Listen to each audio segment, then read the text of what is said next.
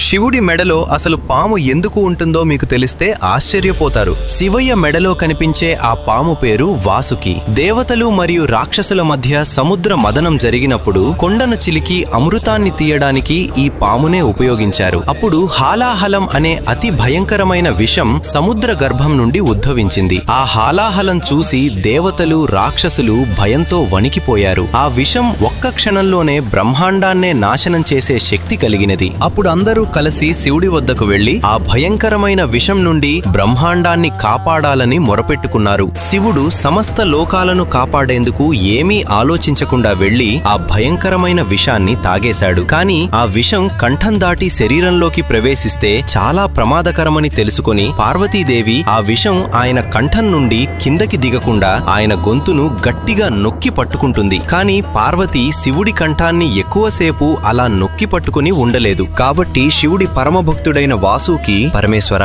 నేను మీ మెడను చుట్టుకుని ఈ విషం కిందికి దిగకుండా ఆపుతాను, అంతేకాదు మీ మెడలో అలంకారంగా మీతోనే ఉండిపోతాను అని వేడుకున్నాడు. శివుడు చిరునవ్వుతో అంగీకరించాడు. అప్పటినుంచే వాసుకి శివయ్య మెడలో శాశ్వతంగా నిలిచిపోయాడు. ఫ్రెండ్స్, శివయ్య ఆశీస్సుల కోసం అందరూ ఓం నమః శివాయ అని కామెంట్ చేయండి.